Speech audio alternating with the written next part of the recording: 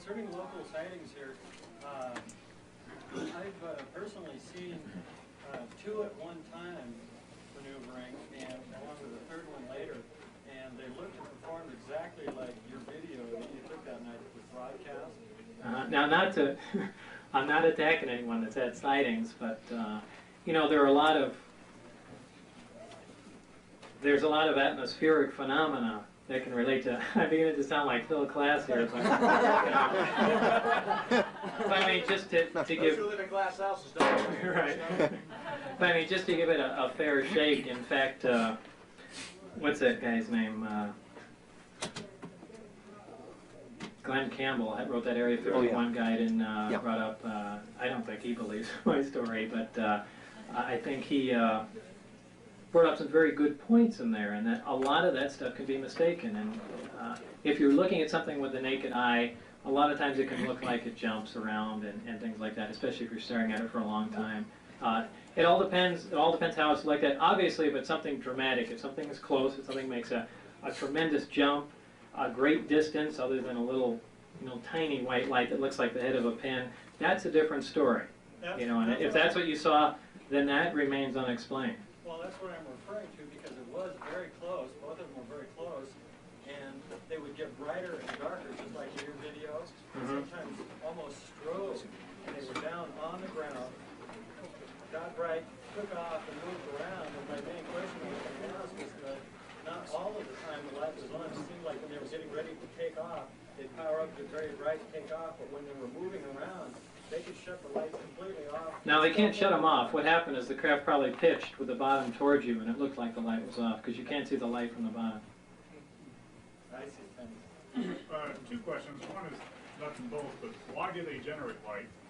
Why do you see any light at all? Well, to just answer that one first is that's essentially operating like a fluorescent tube. Anywhere you have, you can take a powerful radio transmitter and you take a neon tube and you bring it near it, it's going to light up just because the atoms are getting excited and the certainly ionization of the surrounding air. Right. The electrons go to a high energy state, they drop down and release a photon, and that's what's going on. Okay. And secondly, just to change the venue and force you to speculate, now that you had some time to think back on some things, do you want to elaborate any more on your ideas of what containers are and why we are referred to containers as containers? I can't even guess. All I can say is exactly the way it was written, and because as soon as I speculate on something, people are going to lean towards that way, and that's not fair. Did those documents at all ascribe a purpose to why these genetic manipulations are being done? No. This was not a large briefing. I had 90% of the material that I read was dealing with my project, and when I mean briefings, I mean 2 sheets of paper as just the information I got on whatever else was going on, probably to alleviate my curiosity, and that was about it. What do you know about the aurora? Is there anything about the aurora that you might attribute to UFO?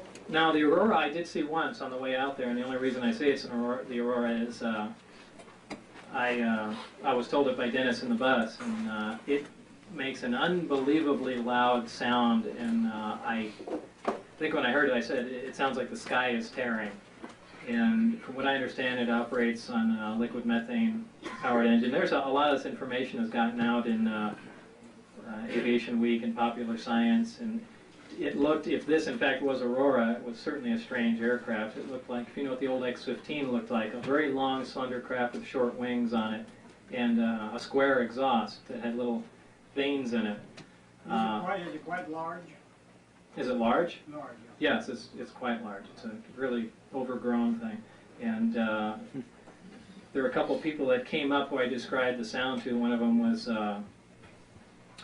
John Andrews from the Testers Model Corporation, and they're always spying around to make the most recent models of the stealth and things like that. And he heard the exact sound that I described. Unfortunately, he couldn't record it, but that really got him lit up. And, he probably has more information about it than I do. Yeah. Okay, quick. When you listen to some abduction reports, whether or not people believe it or not, there seems to be a common thread of people being moved by blue beams of light. Did you ever talk to anybody in your work about technology that could explain that, or is there extrapolation of propulsion systems that you work on, principles that could explain something like that? Any of the 3 gravity amplifiers could do that. Could lift something off the ground. or for that matter, compacted into the ground. That's not a problem. And because the craft, in fact, can operate on one amplifier in Omicron mode, hovering, that would leave the other two amplifiers free to do anything. So I imagine they could pick up cows or whatever else they want to do. But on the craft that I worked on, there was absolutely no provision for anything to come in through the bottom of the craft or anything along those lines. So I don't know how, if that in fact does happen, it's in a completely different type of craft. Does a blue sound, is a blue color consistent with what you would expect?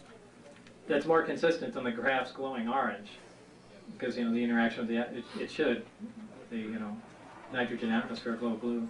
Did the ship appear to be cast on a piece of metal? Not cast, and at least more it was injection molded, because there was no sharp objects, even where the seats meet. The floor is curved, the top of everything. I think the analogy I gave, it looked like it was completely made of wax and heated till it melted, and then cooled down. Everything is completely, perfectly rounded in. If in fact you're talking about something that's containing a high voltage field, that's exactly what you want to have to prevent the corona discharge from spraying off. How can you focus a gravity wave on something that's so many millions and millions of miles away? Well, first of all, I don't think they focus it that far away. Oh. Like I was talking with someone else, I think these trips were made in several small jumps, because the amount of energy required to do something like that, and it's not really that, not the amount of energy, but if you're looking at 3 amplifiers that focus down to something the size of a tennis ball, that the amount of precision that's required to move the amplifier with minimal deviation out there eventually is going to exceed anyone's level of technology. So if you're doing a jump of 1,000 miles, I mean, that's tremendously impressive. If you're doing a jump, I can't see them jumping a light year, much less 30. It just doesn't seem possible. Do you have knowledge of, or can you speculate on what these small silver round appearing looking balls are that seem to be associated with crafts? I never heard of them. In the video surrounding UFOs in Mexico City during the eclipse, there's some very remarkable video of a pulsation of some sort of field surrounding these UFOs. Would that be an attribute? Would that be attributable to the type of technology that you saw?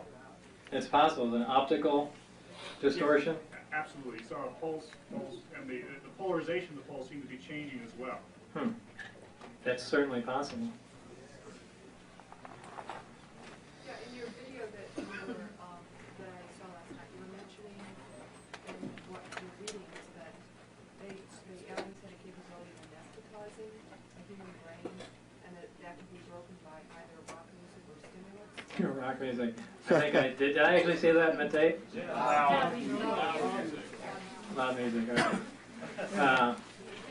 Information Yeah, apparently, whatever, I don't know what else to call it other than some sort of anesthetizing hypnosis along those lines. But anything that distracts attention at a high level, and certainly, some sort of stimulant drug or something that gets someone riled up would not permit that to happen. It's just like in modern hypnosis, or not really modern hypnosis, but in hypnosis in general, if you're not in a relaxed state, you're not going to get into that level of consciousness. So, if you're in a very alert, awake state, it's going to be hard to, cause that effect. If in fact that is correct information. What context was that information in? That dealt with some of the biological effects of the aliens on. I think essentially on the human race is what it was, is how it was termed. This was in, I think it was in part of the autopsy reports, because they had the single organ they had in their body cross-sectioned and split up, and I think there was a comments in there about what different functions of the brains are, and I think that's where this came up, is they were trying to relate some unknown lobe of the brain to this function, but that's so typical. There again, like in particle physics, we don't know what it is, so hey, that's what does it. It's not necessarily true. Yes, I hope you won't be offended by this question. I have to ask it to verify your bona fides. Have you ever gone up by any other name? Have I ever gone by any other name? No. You've been Bob Lazar from birth. As far as I know. Mr. Lazar. Yeah. Do you have any other biological information on the aliens besides that they had one organ? No, that's all I have, and that was essentially just from looking at a photograph. So we don't know if they eat or drink or... They probably do, but I don't. This is really just a comment because you mentioned how you feel about Billy Meyer, that whole scene, but you said that the craft that you worked on looks just like the craft that from the Billy Meyer case. One of them, yeah. However, the beings that Billy Meyer supposedly was in contact with are supposedly full-size, like average human beings. And you said that the craft you worked on had patterns that a full person could not see on. But if you looked at the Billy Myers information, I think somewhere in there, maybe I've got this wrong because so much stuff has gone through my head, that the people, the large people that apparently flew that craft, did not produce the craft. They think Billy Myers said it was obtained from creatures that were 2 meters tall or 1 meter tall or something along those lines. Which craft was that? The craft that they... The Billy Myers. The case of the Billy Meyer? Yeah. Well, they claim that they were operating the craft during those contacts. Well, so were our guys for that matter, so I imagine they could be retrofitted, but, you know, I don't know, I can't go either way. I know the one that I worked on was small and was certainly uncomfortable for, you know, anything in the area of 5 to 6 feet to walk around in. Bob, were the other 8 crafts given to us by the same aliens, and where did we get that? I don't know. That's information that you know, wasn't given to me. But I think as I said on my tape in an interview somewhere, one of them absolutely had a projectile hole through it. And the only thing, I don't believe it was shot down. This is a personal belief. But more along the lines, I believe it stood up on its side just to see, you know, how the metal would react to a high-speed projectile going through it. You were there for what, 4 to 6 months? Yeah. You had a lot of contact with security, obviously. Yeah, Did too you much. Have, Too much. A regular escort, a sane person. How did they act? It depends. Each one you ever goes. talk to them? No, I never talked to them. They, I can't stand them. They only went so far. You know, if I was in the lab area and I went to the bathroom, the guy that came with me, or that was by the door, went to the bathroom. He would go so far, and if I was leaving the perimeter, there would be another guy that went from that distance on. was he armed? Yeah, oh yeah. Was he Army, Air Force? Can you tell? I don't know. Any insignias on his uniform? No, he might have been, like I said, they had a dark blue uniform, most of the guys there, except a few of the people outside had that desert camo. Headgear, beret, cap. No, they didn't have any hats on. There wasn't any insignia or anything on them. They just had the pistol, and that was it. Boy, there might have been, but you know, at the time I probably didn't pay much attention to it. I was trying to put the guy out of my mind, not study. They never wanted to talk to you. Did they all seem like a stern Delta Force type, or were they like? Oh yeah. Yeah, they weren't the least bit interested in what was going on. And, you know, what they've been briefed on, I have no idea. But you know, to them, it seemed like we were a nuisance. But you know, it's the reason that they're there. So I don't know really. Did you ever see any inside hardware of this machine? The nuts and bolts, wires? And obviously, you probably did. Did it look like our nuts and bolts and wires we get in a hardware store, or what? Well, as far as fastening devices, everything was formed together. There were no nuts and bolts. Wires, there were no connecting wires even between electrical systems. So what was the course of energy? How did it go from one area to another area? The best guess is essentially it operated like a Tesla coil does. It's you know, a transmitter and essentially a receiver tuned to the transmitting frequency and receives the electrical power. And you know, there again, that's not real advanced technology. Tesla did that in the 30s, I think. Lights on a console, were they plastic? No, no lights. There were no lights. Nothing. Was the craft monolithic in construction then? Excuse me? I didn't hear that. Was the craft monolithic in construction? Yes.